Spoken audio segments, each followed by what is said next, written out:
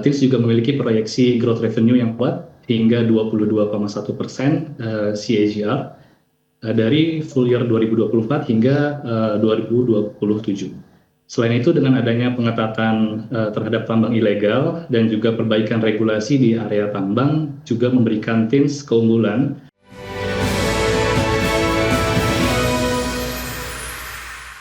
Kita menuju ke pembukaan dari market di pagi hari ini, Mas Faisal dan juga pemirsa. Sejauh ini IHSG bergerak menguat ataupun dibuka menguat 0,3% di level 8.578,591. Kemudian 5 saham yang menjadi top gainers diantaranya adalah ada Bank Mandiri, GTSI, ada Astra International, ada Coal, AMMN, dan juga CBDK. Top losers, 5 diantaranya adalah ada Dewa, KLBF, Padi, Indi, kemudian juga ada Pani. Sementara itu kalau kita lihat dari pergerakan sektoral, pemirsa, sektor cyclical sejauh ini memimpin penguatan dengan penguatan 0,66%, disusul oleh sektor industri yang menguat 0,56% dan sektor energi yang menguat 0,43%. Sektor properti melemah paling dalam, melemah 1,17%, disusul oleh sektor kesehatan yang melemah 0,38%. Baik, berikutnya pemirsa kita lihat pembukaan dari bursa-bursa utama Asia di pagi hari ini. Datanya seperti Anda dapat saksikan di layar televisi untuk bursa-bursa utama Asia. Kompak dibuka menguat dengan Nikkei dibuka menguat 0,5% di level 49.573. SCI Singapura dibuka menguat 0,09% di level 4.530. Kospi Korea dibuka menguat 1,42% di level 3.975. Hang Seng Hong Kong dibuka menguat 0,52% di level 26.168. Dan berikutnya kita akan menuju ke saham-saham pilihan yang direkomendasikan oleh Mas Faisal. Pemirsa diantaranya adalah TINS dengan support di 2540, resistance di 4200. Rekomendasi buy AMRT dengan support di 1730, resistance di 2700. Telkom dengan support di 3500, resistance di 3850. Dan BBCA tadi kita sempat bahas dengan support di 8200 dan resistance di 9900. Dengan seluruh saham direkomendasikan buy untuk pagi hari ini dari Mas Faisal.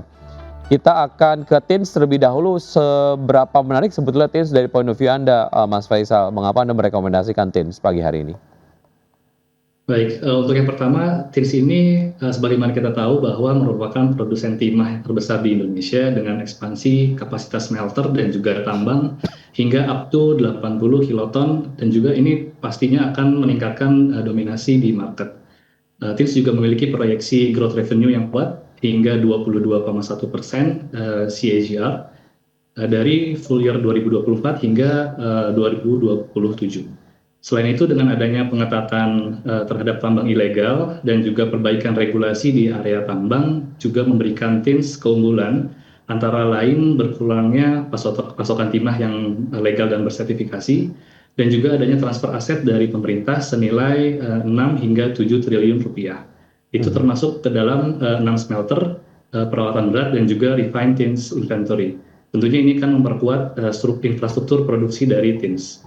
Nah, secara valuasi kita memiliki target price dari TINS itu di harga 4.200, dan ini memberikan potensi upside sekitar 28,05%, dan ini memiliki PE sebesar 15,1 kali.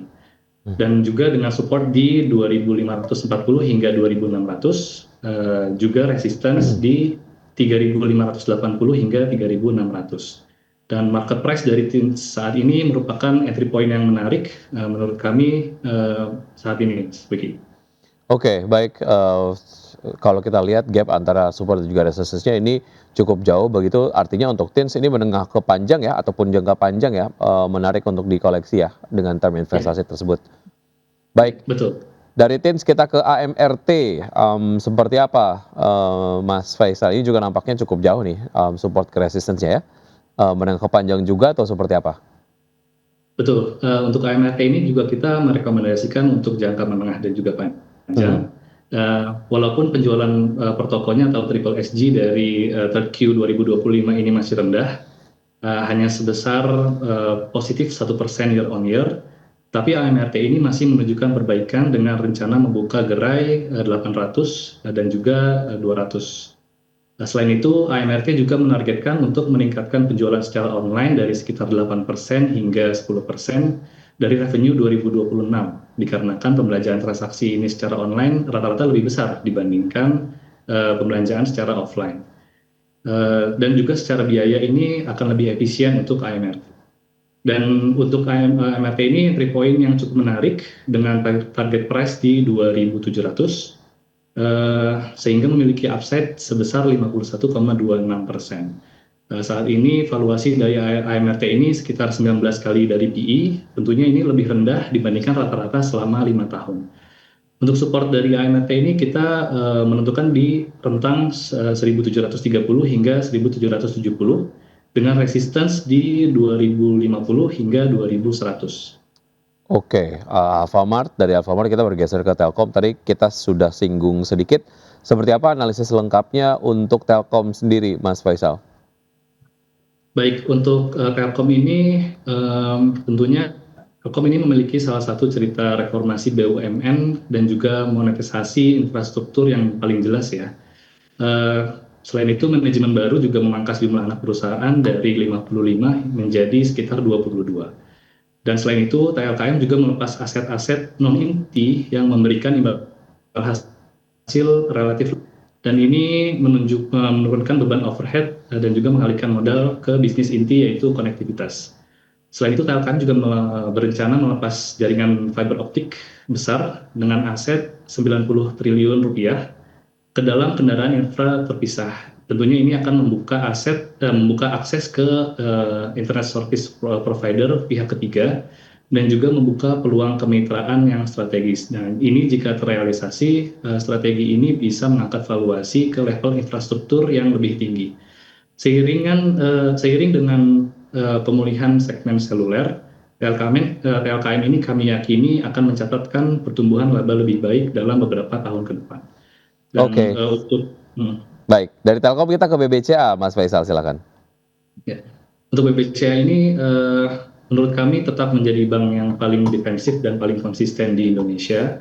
Selain itu, bank ini juga mampu menjaga pertumbuhan kredit sekitar 10% per tahun, terutama dari segmen korporasi yang terus tumbuh lebih cepat dibandingkan bank BUMN. Keunggulan utamanya adalah cost of fund yang paling rendah di industri, kemudian dari kasa di atas 75% selama 15 tahun, sehingga margin mereka ini sangat sulit untuk disaingi. Selain itu, BBCA juga makin kuat di bisnis transaksi dan juga wholesale banking, sehingga dana murah dari non-retail ini terus meningkat. Faktor-faktor struktural ini membuat BBCA tetap stabil meski kondisi suku bunga berubah, sehingga layak menjadi pilihan utama investor ya. Baik, itu tadi beberapa saham sambilan yang direkomendasikan oleh Mas Faisal. Pemirsa, diantaranya adalah ada TINS, AMRT, Telkom, dan juga BBCA. Kalau kita analisis sedikit mengenai pembukaan dari IHSG yang sejauh ini masih bergerak menguat, Mas Faisal, seperti apa proyeksi pergerakan dari IHSG di hari ini sampai dengan pertemuan perdagangan sesi 2 nanti?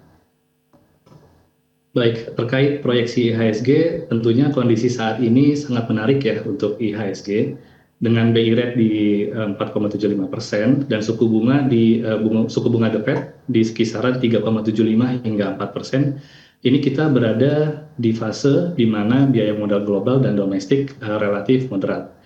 Nah, jika ditambah dengan stabilitas ekonomi domestik, konsistensi korporasi, dan juga potensi arus modal asing, maka kami proyeksikan untuk akhir 2025 ini, IHSG ada kemungkinan berada di kisaran 8.800 hingga 9.000.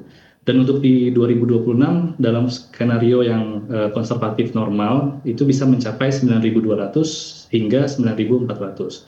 Namun jika likuiditas global meningkat dan juga arus modal asing ini mengalir, selain itu juga fundamental perusahaan besar membaik, ada ruang untuk IHSG menguat lebih jauh ke 9.500. Tentu saja ini sangat bergantung pada perkembangan global khususnya kebijakan moneter di Amerika Serikat.